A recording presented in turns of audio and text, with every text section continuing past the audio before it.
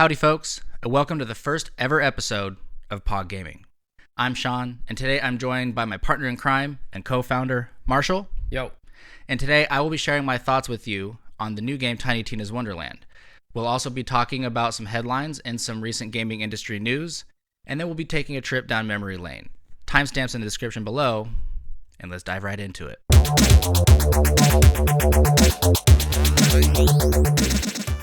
So, Tiny Tina's Wonderland. That's where we're starting today. Shawn has been playing a lot of it. It's fun. So tell me about it. What did you like? What did you hate? Let's go. Well, first of all, it's a Borderlands spin-off game. Have you ever played a Borderlands series game before? I probably only played about like 20 minutes of one of the games. Tired of waiting! No more waiting! Need a face shot! Boom! Squish! Yay! Shoot me in the face!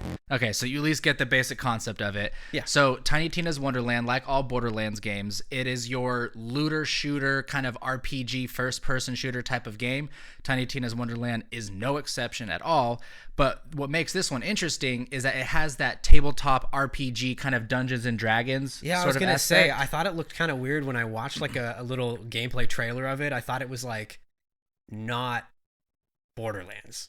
Like, I don't know. Does it play the same? It is and it isn't, because it doesn't impact the main story of Borderlands at all. Okay. But it has a lot of the same characters, and there's some kind of surprise returning characters that you might not have expected that are in the game. But yeah, it is Borderlands-esque. We'll put it that way. What Tiny Tina's Wonderland is, it is an extension of the DLC Tiny Tina's Assault on Dragon Keep, which was a DLC from Borderlands 2, which is arguably the best Borderlands DLC that has been ever made. It is so much fun. They have good bad guys in it, and the whimsical storytelling of the character Tiny Tina as she kind of creates this world. It's really creative for a developer to do this. Is it a better story than like the actual games?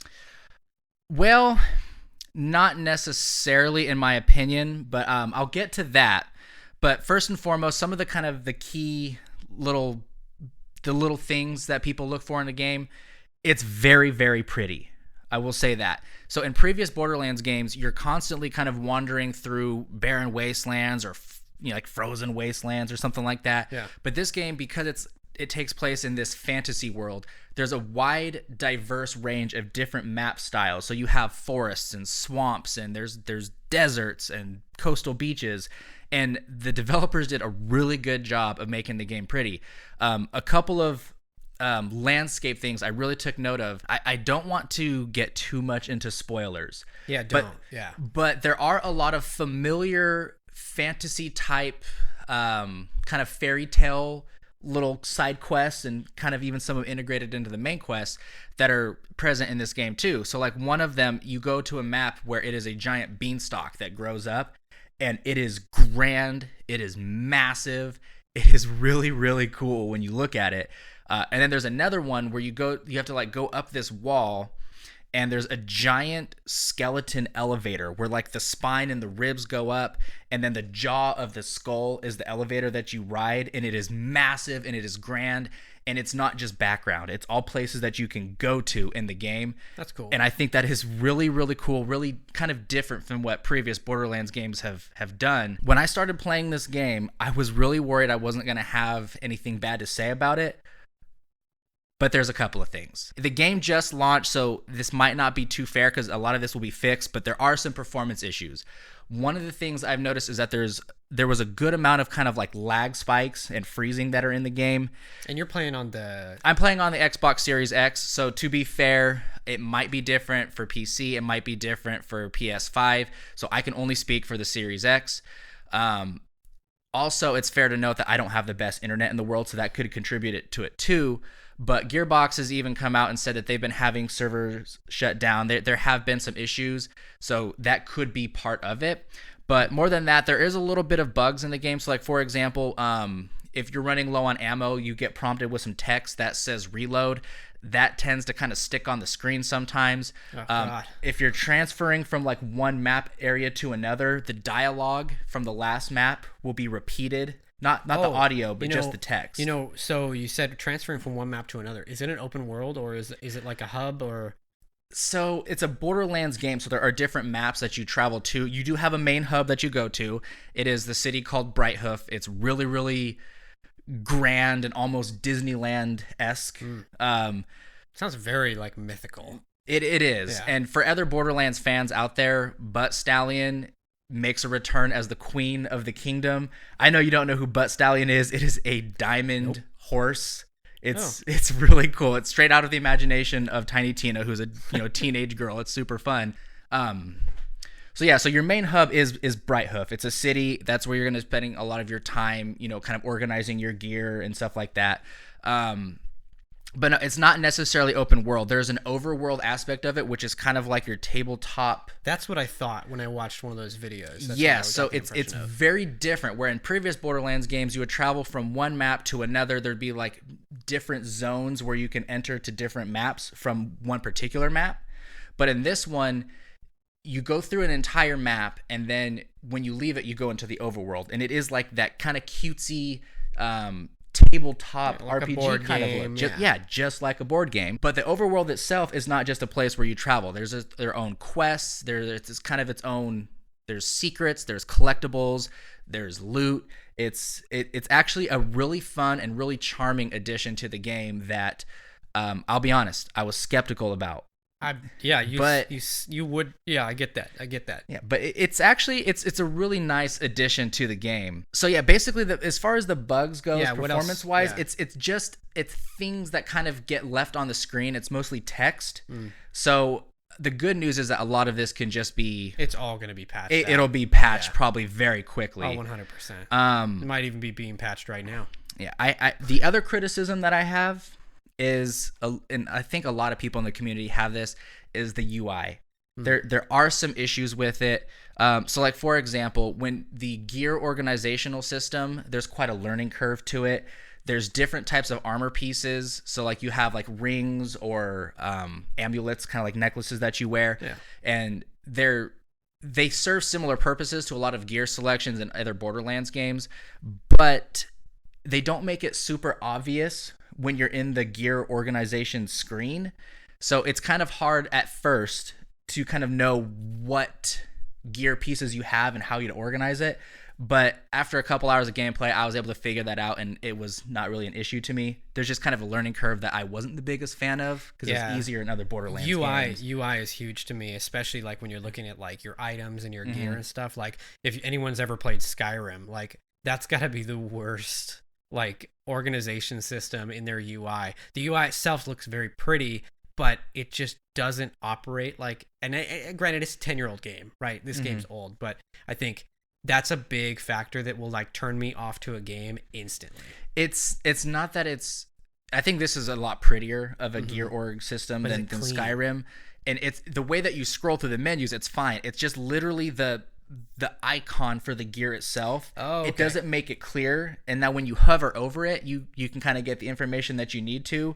But sometimes when you're farming for loot in the game, it's harder to see what you're dealing with. Yeah. The other UI thing I had an issue with is the compass and map system. And I apologize, I'm comparing a lot of this to actual other Borderlands games, so that's what I'm comparing it to. That's fair. I mean, it is. Same developer, same franchise. That's right. But it seems like it's really easy to get lost. I found myself having to look at the map a lot, looking for the waypoints. Now, there's a compass on the top right corner of the screen, like most games have, that shows a little picture of the map, but it has like an arrow that more or less points you in the direction of the waypoint. Whereas in previous Borderlands games, it actually kind of shows you the waypoint diamond itself, and so it's easier to kind of track where you go from waypoint to waypoint. And that wasn't quite as easy to navigate in this game. But just like the gear org system, I was able to more or less figure it out as I played the game a little bit longer. Again, it's not like it's bad. It's just a learning curve, you know? Now, as far as the story goes, I'm going to get all the negatives out of the way first, because I'm going to spend a lot of time talking about what's good about this game, because there's a lot that's good about this game. For some people, the story criticisms that I have, again, it's not impactful to the main Borderlands storyline. Some people might have a problem with that. I think it's great. It's its own kind of standalone story. It's fun. Another thing that about the story that I found to be particularly lacking was that the game was a lot about the journey as far as the story goes. So like, you have the bad guy, which I'll get to in a minute. That's really, really good. The bad guy is the best part about the game. But cool. The whole game is basically how you get to the bad guy, to the final boss, to fight him. Mm-hmm. And then it's traveling throughout the world, and each area you go to get closer to progress to that final fight is kind of its own little standalone irrelevant story. It feels like it's filler content. But all of that is really, really minor in comparison to everything else. So as far as the story goes, like I said, the bad guy, who is the Dragon Lord, played by the actor Will Arnett, who I think is really, really funny. Do you know who he is? I do, yeah. Yeah, he is absolutely hilarious, and he does a phenomenal job as the Dragon Lord. And one of the things that I noticed is that the whole game is narrated by Tiny Tina, because she's the game master of this tabletop RPG, and he talks to you as the character in the game as if he's separate from her. And you catch on to that really early in the game. And again, I'm not going to get into any spoilers, but the conclusion of the Dragon Lord, it is obvious from the beginning. He is separate kind of from Tiny Tina. He is his own somewhat entity, and he's working against you and working against Tina, and it is done in a really, really clever way. So you take that, and then along with just typical Borderlands style games, it's very whimsical, very comical. The voice acting is phenomenal. You have two kind of companions that are there around the table with you in the tabletop version of the game. One of them is played by Andy Samberg, who is really, really hilarious.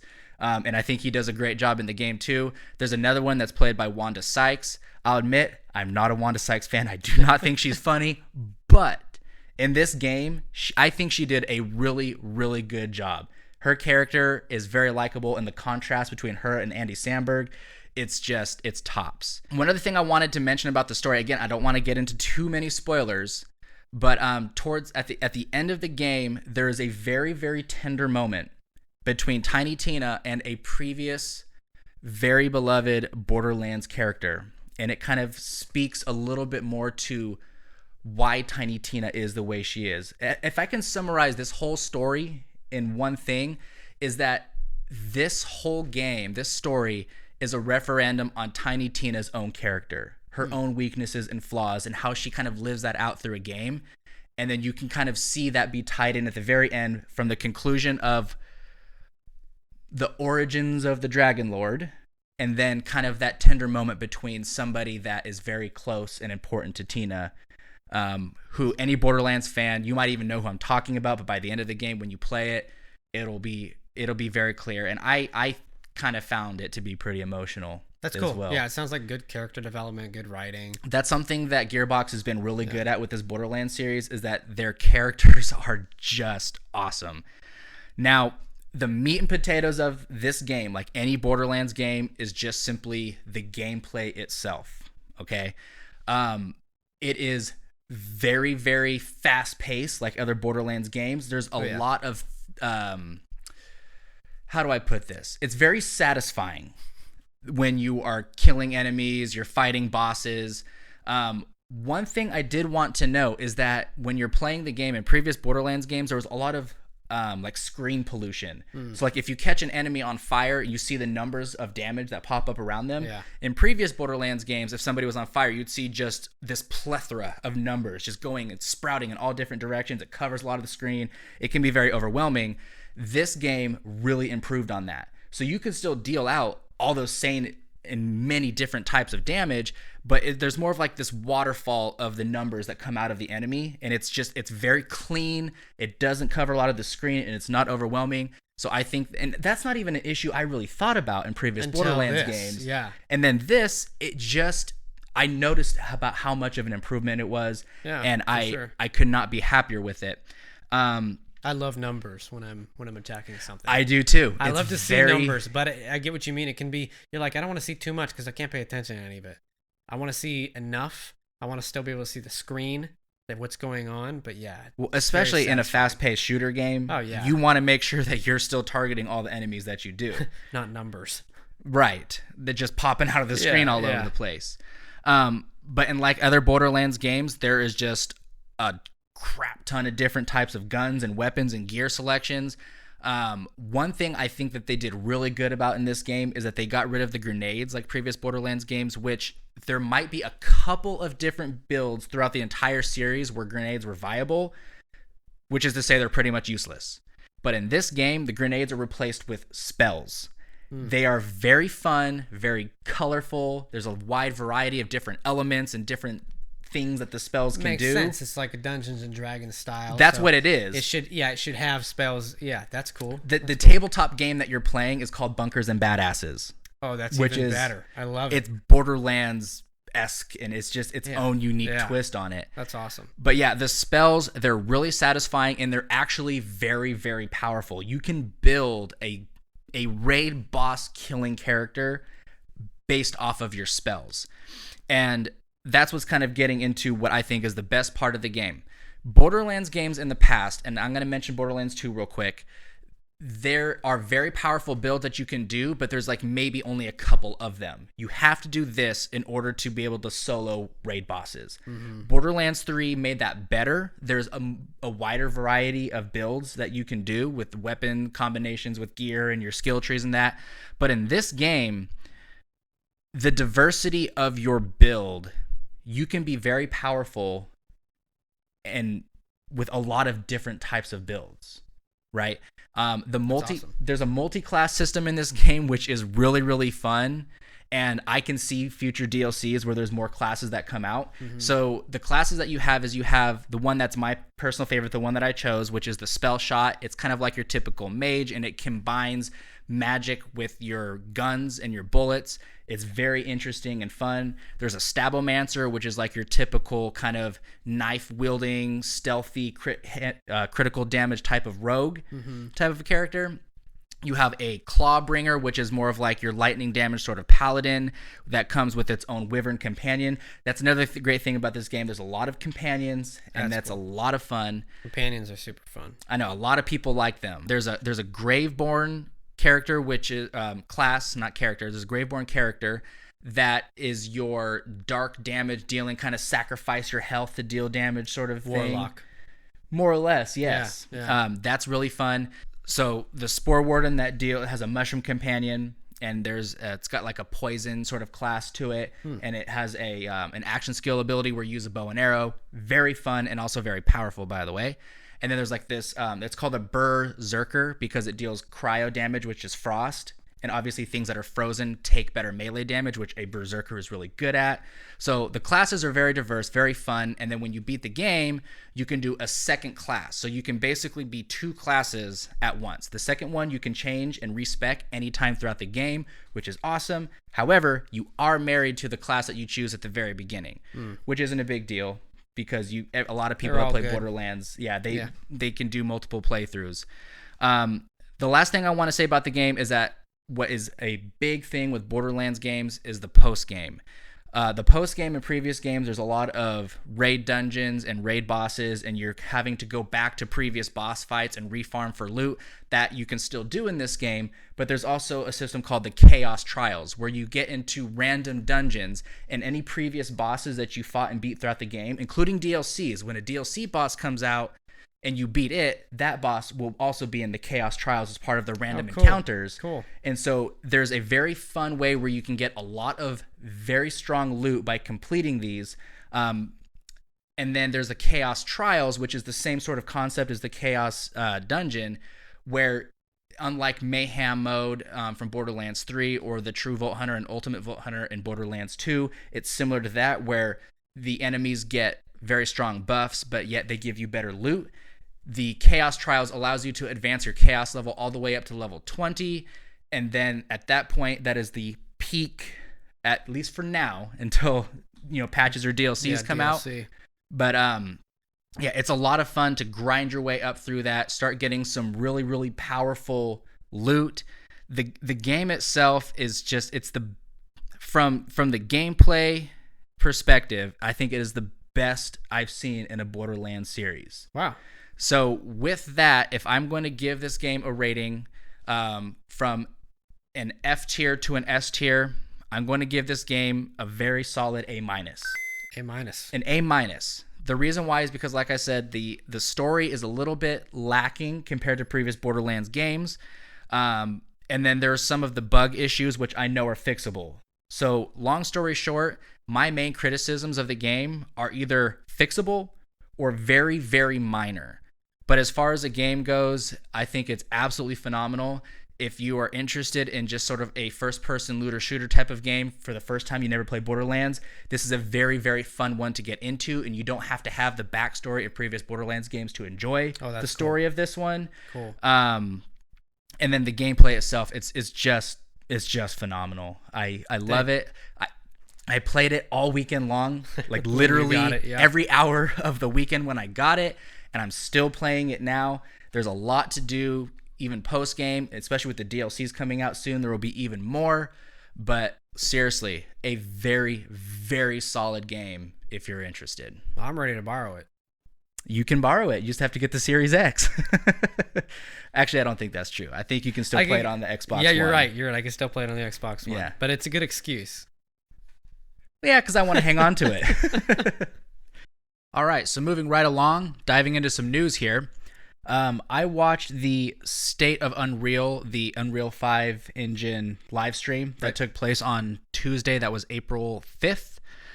Full disclosure, I was watching this live stream because there was some rumors and some teasing on Twitter about some potential new updates on the new Ark 2 game that was supposed to be... You love Ark. It's one of my favorite, if not my favorite game. I absolutely love it. So we'll be covering some Ark content as it comes out. Yes. So Ark 2 was announced in December of 2020 with a reveal trailer starring Vin Diesel. And I was expecting to see a little bit more reveals in this live stream. Unfortunately, that didn't happen. However, at the end of the live stream, the developers of Ark posted this on Twitter. Continue humankind's story in the next generation multiplayer sandbox survival experience, Ark 2, powered by Unreal Engine 5. We're excited to share more about a brutal new world of survival soon. So even though we didn't get any new news yet, please stay tuned because I am definitely going to do everything I can to cover any major developments for Ark 2. However, there was a lot of really cool stuff in Unreal Engine 5. Yeah. They showcased a lot about the technology behind it. Not to get into too much detail because it's a developer thing and you and we're just gaming consumers. But what it means for us is that it seems like the games that are going to be coming out using this engine are going to be very pretty, and it seems like they'll be able to put out more AAA type games faster. That's awesome. Yeah, they have a library of different meshes and map building sorts of things that developers can share, and they can build foundations for other developers to work off of. The whole thing, it just seems really cool. So in the Unreal Engine 5 live stream, there were actually a couple of interesting announcements, including CD Projekt Red, the developer for Cyberpunk and for the Witcher games. They have announced, it was the Chief Technology Officer, Powell, I'm going to butcher this name, I'm so sorry, but Powell Zaudoni has announced that they're going to be reviving the Witcher saga. Ooh. By partnering with Epic Games using Unreal Engine 5. Oh, wow. Yeah. That's exciting. I think so too. I haven't played many of the Witcher games. It's very big and intricate kind of world, but I might get into it because of this. Mm-hmm. They said that they're using the Unreal Engine 5 because it is because of its support for open world games. Oh, awesome. So really excited about that. And then also Crystal Dynamics announced that they're going to be making a brand new Tomb Raider game using Unreal Engine 5. Okay. This will be the first Tomb Raider game that we've seen since The Shadow of Tomb Raider, which came out in 2018. Awesome. Okay. Yeah. That's great. And also, again, with Unreal Engine 5, we don't know too much else about Tomb Raider, but they did say that they had just started development of the next Tomb Raider game on Unreal Engine 5. So it's still very new in development. But again, like I said, I think that they should be able to make games quicker than normal because of the information that they put out in this live stream. Let's hope so. Let's hope it's not, just another thing where they try to go too far and it takes just the same amount of time just to make just as pretty of a game for this generation as it was for last generation. I mean, I'm big on, if I hear about a game, I want to play that game like now. I don't want to wait 4 or 5 years, right? Yeah, but that's kind of how the gaming works. They announce a game and then years later is when you finally get to play it. So here's to hoping that both The Witcher and Tomb Raider will be getting here sooner than we think. I need it now! So, a couple other things. Octopath Traveler, Champions of the Continent. It's a mobile game. If anyone's played Octopath Traveler, it is exactly like the one that's on Switch, but, made for mobile. Octopath Traveler is a great game. It's a turn-based RPG. Okay. It's 16-bit with really beautiful backgrounds. It's a really cool concept that they brought out, and they've actually released a couple other games since Octopath Traveler. But it's really cool to know that Champions of the Continent is coming to the United States. It's been out already in a couple other countries, and they're beta testing it now. So it's a prequel to the Octopath Traveler game, which was a huge hit on Switch when it came out. I think back in 2018. Anyway, it's in beta now. You can go sign up if you want to do it. It's a Google Play Store only, I think, right now. But it will be out on both iOS and on Android. They say that they're releasing in the summer. Is it going to be free to play, or is it one of the paid mobile games? Going to be free to play. It's Square Enix. They're doing it. But I don't know. I mean, I'm sure that there's going to be some pay content. I mean, how else? Of course, there will be. How else do you get money for it? But honestly, I watched some gameplay of it because you can look online at this game, and it looks identical to the original Octopath Traveler game, which I think is huge. Apparently, it's got a bunch more story stuff. Like I said, it's a prequel, and it kind of works in that same way, and it plays exactly the same. So I think that's really cool because, like, I've wanted, ever since that first one came out, I've wanted to play a second game, and I'm not one for mobile gaming. Like, I don't do it. So you said that you watched some of the gameplay footage of the mobile game, though. Yeah. Does it look like, because mobile is obviously smaller of a platform than, say, a console like Switch, does it seem like they sacrificed any of the quality, or does it look just as good? No, because it's a 16-bit game anyway. So it looks like an old-school JRPG, and that was kind of their goal. So it looks identical. I mean, the only difference is the buttons are bigger for your thumbs instead of for a controller. So really cool. Super excited about that. Sign up for the beta if you're interested in checking it out. I already did. Unfortunately, I have an iPhone, so I'm going to have to wait until it comes to iOS. But, it's a price you pay. Another thing that I want to talk about, we just heard about this, I think, today, is that Blizzard is going to be giving 1,000 game testers full-time jobs. So they're going from like part-time probably contract work to full-time jobs, $20 an hour. I mean, it's not great money, but it's cool to see that they're putting in a little bit more towards the people who are really like helping with the development and testing the games. I mean, it's cool to see, I guess, just more people being able to do what they love, which is gaming and testing games, especially for a company like Blizzard. Be able to do that. I mean, it's really cool that they're bringing this about. And on top of that, I mean, like, it's something that we wouldn't expect out of Blizzard because they've been doing cuts and just things people have not been happy with overall Blizzard. But I think it's because of the purchase, the new by acquisition. Microsoft. Yeah. So since Microsoft acquired them, I think that maybe that's bringing about a little bit of that, and maybe we'll see some more positive things from Activision as well, since it's one company. So who knows? Something positive besides Call of Duty. Besides Call of Duty. So, keep your eye out for that too. Another big thing that happened last week was PlayStation just announced new PlayStation Plus membership. So as of right now, if you have PlayStation Plus, you get access to playing online, and you get deals on games, and you get 2 free games a month, and they're usually all right. So that's a similar subscription package like the Xbox Game Pass. That's the one you're talking about? Yes, so that's what I'm talking about. So PlayStation Now was the other subscription service, which is actually more like Xbox Game Pass in that you get access to a bunch of games to play for free. Essentially, you pay your monthly subscription. They're combining it into one. It's now one service, and you have 3 tiers. And if you pay for the highest tier, you also get access to hundreds of PlayStation 3, PlayStation 2, PlayStation 1, Really? and PSP games. All they're streamed, but So you're saying that some of those old school games like the original Twisted Metal or Spyro, potentially, yeah, you'll just be able to play them. You won't even have to buy them. I mean, you just pay your I think it's like $17.99 in the United States, something like that, and you get access to all of it. I mean, you get on top of just already. I think it's worth it with what you get with the service alone. I mean, $18 a month. Come on, we pay that almost for Netflix at this point. So, so you put these two services together and add more to it. It's a no-brainer. And I think that they're maybe learning something from like what Nintendo's doing, where Nintendo has like a really, really inexpensive online service, and you get access to their original NES games, SNES games. They're adding new stuff every year. I think that they're kind of realizing like we have to do this to kind of stay relevant and keep people subscribed. And I bet anything this is going to be a big game changer for them. And they'll probably keep adding games, some of those older games that they just have to do a little bit of tweaking on, and suddenly you'll be able to play, your favorite games from when you were growing up, your favorite PlayStation 1, 2, 3 games. I mean, yeah, I like that a lot. And one of the things cool. I think that's worth mentioning about that, I heard about this new PlayStation subscription. I thought it was going to be a lot like Xbox Game Pass, and I think they really kind of pioneered that gaming subscription thing. Did, yeah. But I think what's interesting about PlayStation, and you mentioned Nintendo, is that both of those actually have a longer history than, say, Xbox, of a lot of their older, more classic games that nostalgic gaming players like you or I might be interested. Like I mentioned Twisted Metal.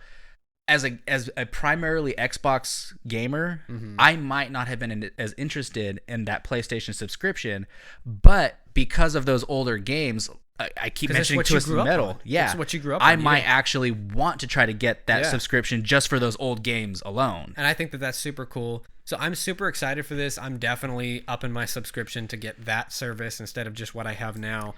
I mean, I think like I'm not big on the Game Pass idea in general. But I have always thought about, like I really like the idea that they've brought back Xbox original games and some 360 games, and you can just play them on your Xbox One, like no problem. And I think that that's really cool. Not only the backwards compatibility, but having it on the service. So I really like they're doing that on PlayStation, because we both grew up, I mean, pretty much PlayStation from being young kids, and we branched out from there. So really cool to see that change coming. I'm excited to see what happens. I don't know exactly when it's coming out. I think they said sometime this summer it's going to be releasing, so fingers crossed for that, having a nice release and just working well, and hopefully it works to the point where people pay for it and we can just keep getting more and more of these old school PlayStation 1 games. I think that would be like the PlayStation 1 and 2 games. That's what I'm so excited for. Yeah, me too.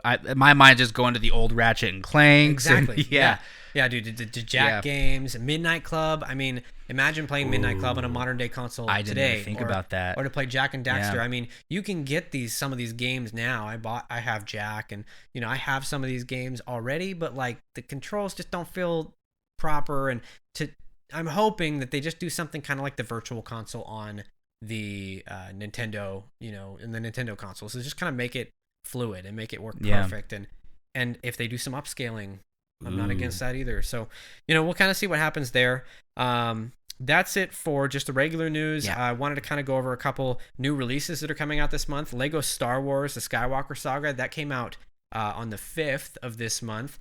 You started playing it, yeah. I bought it, and because I grew up on the original Lego Star Wars games. A lot of other games, but that's one of those ones that paved the way for me. It's really good so far. I'm excited to talk about it more in the future. A few other ones that are coming out. We've got Star Wars The Force Unleashed for Switch on the 20th. That's a game from the PlayStation 2 and 3 era, and Xbox 360 era that came out.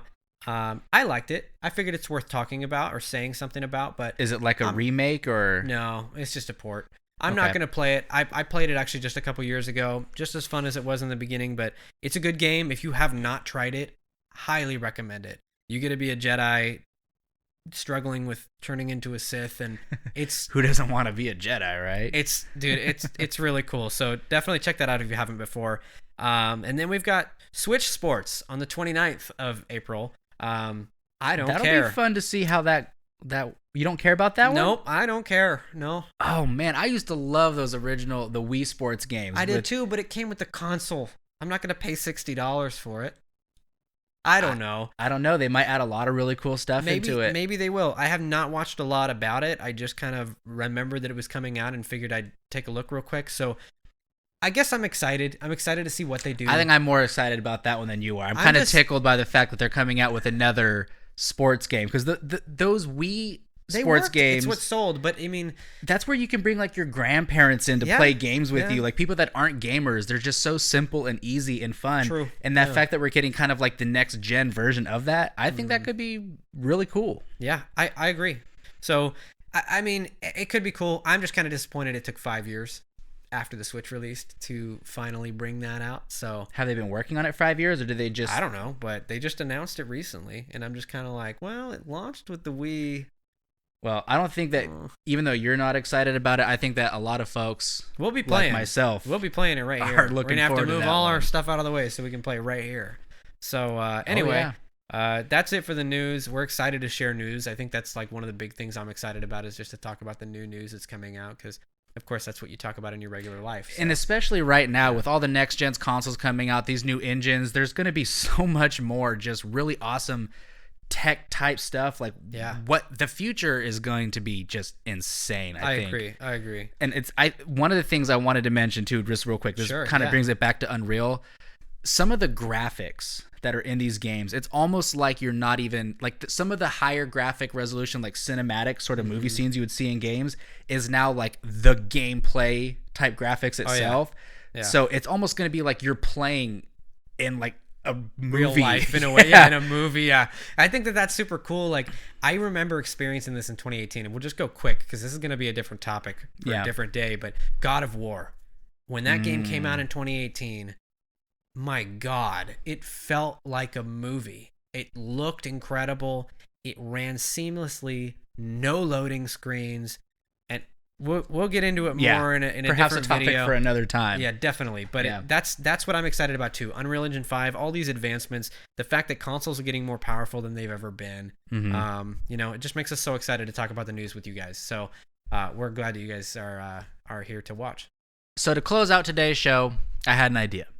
I felt like it was only appropriate, with today being our very first episode, that we talk about something that got us into gaming in general. Oh, I love it. Our very first games that you and I played that brought us our passion for gaming. Yes. Oh. So I have two particular games in mind for me. Okay.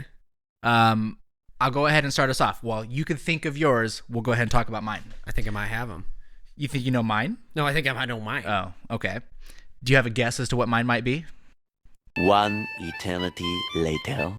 Maybe one of them. You have two? I have two. Maybe one. Okay. Let's go into the first one first. The very first video game that got me into gaming is none other than Pokemon Red. Oh my God. Yeah. How could you not? I know. I remember I first got this game when I was in kindergarten. It came out in 1996. I remember it being that little. Pokemon was a very text-based sort of game, and I have kind of this fond memory. I remember you remember in the beginning of the game when you're in Pallet Town, before you even get your Pokemon, you go into the tall grass and Professor Oak stops you. Oh yeah. And then he gives you the Pokemon. I remember as a kid, again in kindergarten, you're not like reading all the text. When you're that young, you're just clicking through it because you just want to play the game. I want to play the game. Yeah. And so it took me, I got stuck. That part, I got stuck because I didn't know what to do. So I would turn off the game, I would hit new game all over again, and just keep on restarting it. And I would get so mad that I kept getting stopped from progressing further. You weren't playing with any friends? No, not at that time. All the friends were at the same spot. Like, I don't know what to do. This is it. I didn't start playing Pokemon Red with friends until a little bit later. So maybe about like first grade or so, like in the after school daycare sort of program. Yeah. But yeah, so once I clicked through it and then I kind of learned the game, and I think it still is to this day one of the most iconic games. Because I feel like Pokemon has, I mean, it's its own genre of gaming, I feel like these days. Yeah. But it really brought RPG into the mainstream. Now there were other RPG type of games that were that old and back then. Like I'm thinking of some of like the really old like Final Fantasy games. Final Fantasies, yeah. I mean, like granted, we didn't know because we weren't playing them because we were children. Mm-hmm. But like that brought whatever RPG was before that made it what it is, or what it was at the time, and what it probably still is today, a staple. I think it is. And I think that what makes Pokemon unique from like a lot of those other RPG games, and it's even more unique than, you know, some of the RPG games now, is that you have your turn-based team. Like in Final Fantasy, you have the characters that the game gives you. You have to play as those characters. But in Pokemon, you get to go out in the world and find your own team. You get to be creative. You have 151 options. Yeah. Well, if you glitch it, you get the one. Yeah, you had to glitch it back then or get a Game Shark or something like that. Did they have Game Sharks in the 90s? They had Game Sharks for the original Game Boy. Yeah. In the 90s, though? They had Game Shark for Pokemon Red. I used to use it. Tell me the first game you used a Game Shark on. I want to know. Well, mine's Pokemon Red. Obviously, I know yours at this point. Yeah, that game, it means so much to me.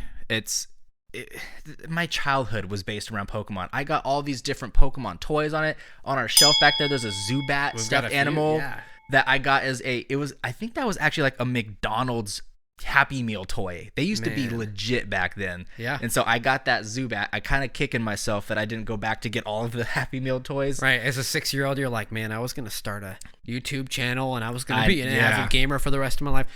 We all do it. Yeah. We all do it. But yeah, that was a huge one for me. Now, before I get into my second one, let's give you a shot. What was yours? So my first one is also the first generation of Pokemon, whichever one it happens to be. Red, blue, yellow. I mean, it wasn't yellow. That was like, nobody had yellow. That was like first gen, like that was gen 1.5. Yeah, it was just the end of the first gen. You had different options. You also had to start with Pikachu, which like Pikachu's my favorite Pokemon. Of course it is. But way to be original. Hey, man. But I didn't like yellow because you had to start with Pikachu. You didn't get a choice. And you got all the starters through the game, which I thought was like kind of cheap. I mean, as a child, I didn't think that what was makes cheap, that cool, though, is that's kind of how the Pokemon Indigo League show was. And that's kind of the point, I think, too. Is it like, you know, you start with Pikachu. And he follows you. He doesn't go in the Pokeball. Oh, yeah. I think that's super cool. That's something they should have had for every game after that. And why they didn't for generations escapes. I don't know why they didn't do that. Anyway, Red, Blue, those are my first games, too. I can remember a time I went to the after-school program. I didn't have video games when I was a child, like when I was that young. When I was in 3rd grade or whatever, there was no, like, I didn't have video games at home, and, like, most of my friends had them, and I could play them when I was at their houses, but that was it. And so, like, we had an after-school program where we had a copy of Red and a copy of Blue, which I'm sure have been in the trash for a long time now, which is pretty sad, but, you know, this was back in the day. And I remember being the one who could help people through the hard points. I don't know what it was. Maybe it was that beginning where you couldn't get past Oak or something like that. But I remember I knew what to do. Maybe I could read. Maybe that was it. Maybe I could read to some level where I was like, oh yeah, I got this. I know what to do next, and like move on through the story. And I could get, I mean, we would have to sign it out for like an hour or whatever. And I was able to get to Brock, you know, and I was like, Brock in an hour. That's right. You know, like, so it's kind of weird because, like, that's my game too, but it wasn't mine. I didn't have it for a long time after that. I was probably 10 years old by the time I got my first gaming console and was able to play. That's sad. It is sad, man. But at the same time, if I could go back, I don't know if I would, because I've had such a great experience with those older games, because I started on the older games, and we can talk about that on a different day. But I loved Pokemon Red. Loved it. So what my was other your game, my other game? I mean, that was kind of both, you know, but my game that really made me a gamer was World of Warcraft. I know a lot of people at that or laugh. No, that wasn't a bad that was a good because like I get it. Yeah, you get it. Yeah. I love that game. I played it from the time that I was already gaming at this point, and I think that's what's different there, is that I was already gaming by 13, 14, roughly, and I've played that off and on until 6 months ago. Yeah, I mean, I play it on this thing right here. Nerd! You know, like, this is where I play my most of my PC games, and I play a lot of World of Warcraft. I love it. It taught me a lot about friendship, which is funny because a bunch of my closest friends were either made in the game or I became great friends with them because of the game. Like, we went to school together, we knew each other, and we both played, and we found out, and it was like, all right, one of my best friends in high school, we would play every single day. So there's a lot to say about that game. The soundtrack is incredible. There's so much to do. Like, you can never run out of stuff to do in that game, especially now that they've released the classic versions of the original game and of Burning Crusade. Like, there's so much to do. The quests are great. The story is well written. You never would sit there and read it and live the game and play the game and think, oh, this is tacky or anything, which is true for most games. But like, I gotta hand it to World of Warcraft. That's a great game. It's a great platform. I love what they've done. Blizzard is incredible with their storytelling. Everything about that game I loved. And I think I have played a it. little. Yeah. I didn't get too deep into it. Yeah. It felt like I did. I had spent hours upon hours playing World of Warcraft, and I never made it further than like a level 49 Blood Elf Warlock. That's and like this was back in what year? For the life of me, I have no idea. I think I remember. I'm pretty sure this was around. It wasn't that long. I started playing a long time ago, and then the last time I played it, I think, is when I was still in the Navy. So that was more recent. 2018-ish, maybe. Yeah. I was playing it. But I did want to hit at one of the points that you mentioned about World of Warcraft. Sure. Because you're talking about like the social aspect of it. I think that's what made World of Warcraft really kind of just world breaking when it came out. Absolutely. I think the internet was fairly new-ish when it came out. But it was, at least I feel like it was one of those very first games that was very socially based. It was, what do they call it? The MMORPG? Exactly. Yeah, so you can just interact with all these other people in real time in the game. Yep. And there have been people that have actually gotten married. Like somebody would live halfway across the country from whenever they play World of Warcraft together, meet for the first time, and they got like married. That's a real story that actually happened. I remember I had friends who I'd never met in real life, and not people that I married, but I met a couple people who I played with every day. When we got out of school, or when I got out of school, he was like, I was like a sophomore or something, and he had just graduated. We would hop in Skype. You know, we had a 3-way Skype call, me and one of my buddies who went to high school with me, and then this one guy who lived in Virginia. And we would sit in Skype 8 hours after school. We'd go to sleep, we'd wake up, we'd do it again. On the weekends, it was all weekend. I mean, I remember one night I sat in Skype until 6 o'clock in the morning, and I thought to myself, it's 9 o'clock. It's 9 o'clock for him. Yeah. Like, his family's up and moving around, and I'm like, I need to go to bed. Yeah. But I just love that about the game. I love the social aspect that it brought, and it brought so much fun to my life. And I will always come back and play new expansions. Like, I'll always go back and level the characters. I always want to see the story. I care so much about it at this point. But man, it's a time eater. It really is. I haven't played it in years, but it's something that I will probably still go back to it at some point. I'm sure at some point. Yeah. A lot better than we usually do. All right, chums up. Ready, guys? Let's do this. Leroy Jenkins! What's your second game? Yeah, with that said, I have one more. Uh-huh.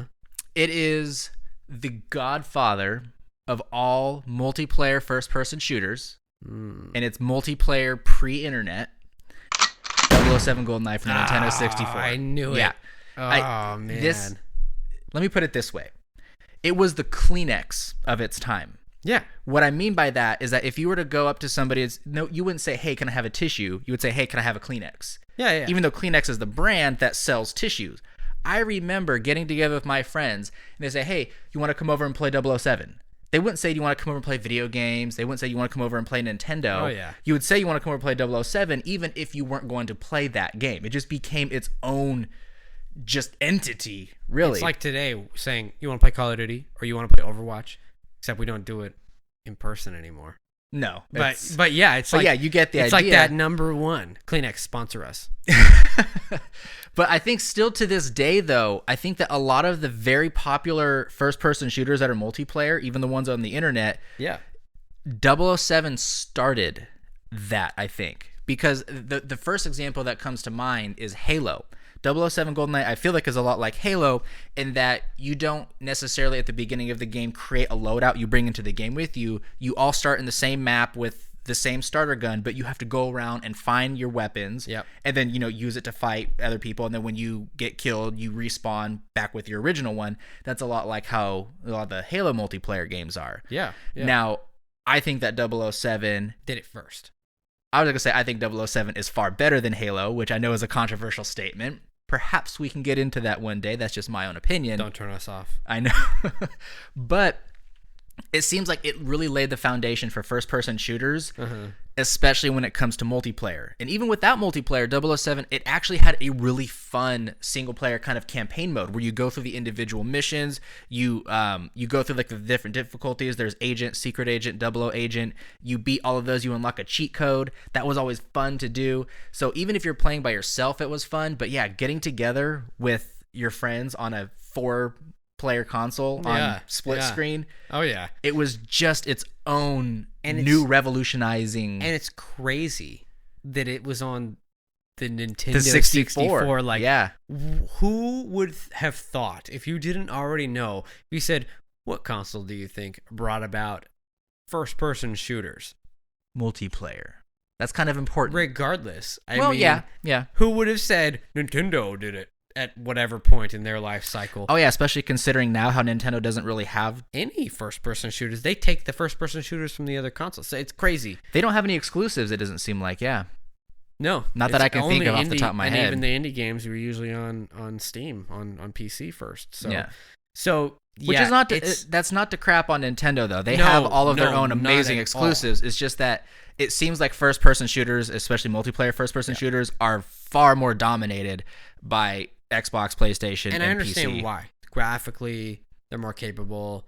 Online compatibility is much better.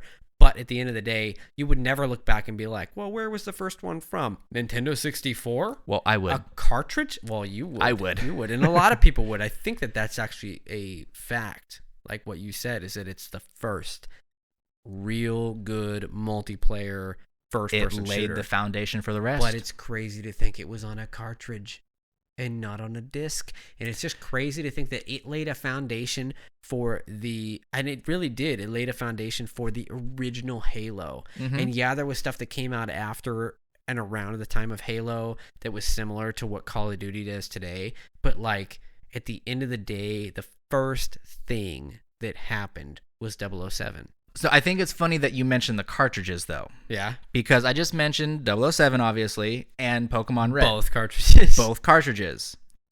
Do you remember how being a tech guy, even as a kindergartner, how you would fix your video games with the cartridges? You blowing it. That's right. Yeah. And the crazy thing about it is that it worked. Yeah, it did. Actually worked. It did work.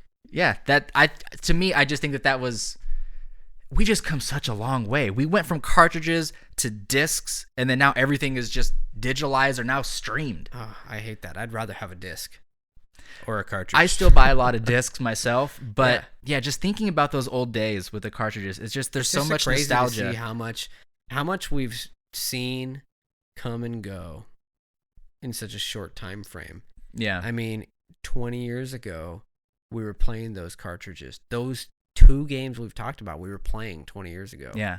And today, that would be ancient technology. Deeper. Yeah. But if you think about it, when we were little, we kind of missed like the really early, like the NES and even like the old like Atari days.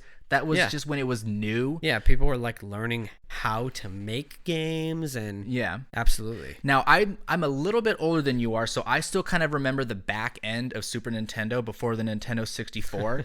So that means that I got to, at least in my generation, which you're right there behind me. I'm holding your hand, leading you through We're it. The right? Same generation. We are, but I remember our generation has seen the old 2D side-scroller games to the 3D polygons that are in like the Nintendo 64 to what it is today. We got to see the progression of every single new generation of console up to this just it's insane. It's unreal. It almost what it's looks, become right now. It almost looks. It's unreal. Unreal Engine it's 5. Unreal Engine 5 coming out right now. But like it's unreal. It's crazy to think about where we started and where we are now. And it's funny when you look back at a lot of these older games. The story and the gameplay elements are still there, but they're more difficult to play only for one reason: graphics. Like that is the one thing that sets the new games apart. Other than that, it's essentially the same. Do you remember like when the next generation console would come out? Like we've been playing, say, the original PlayStation for however many years. Yep. And then all of a sudden PlayStation 2 would come out and be like, oh my gosh, have you seen the graphics? It looks like it's real. It's funny like you're looking at a movie. To look and back then the at it PlayStation now. 3 came out, and then 4, then now 5. Like as all these generations come out, it looks more and more just real and better. Yeah. And our generation is the only one that got to experience that entire history. We were on the grassroots of gaming. Because if you were a little older, you probably didn't. You could have continued to game, and then you could have. But I feel like for the majority, yes, we were at that sweet spot where we were going to see it all, no matter what happened, because we lived the 90s, 2000s, and 2010s as kids or young adults. And so from that transition, we got to experience it all, and it became such a staple. I mean, back in the day, it was bad to play video games, and like it still can kind of be viewed that way. It can, and it is, in which I will ways. be addressing that point perhaps in a different later episode video of the philosophy of gaming. But I think that about does it for us here today. We, Marshall and I, sincerely thank you guys for tuning in and watching this. We're trying to just really start this community of people who love gaming like us. So we really appreciate you guys stopping by. We have a lot more content in the pipeline, even some ideas that you may not have seen before, and we're really excited to bring all of that to you guys. So please catch us on the next video, and until then, happy gaming.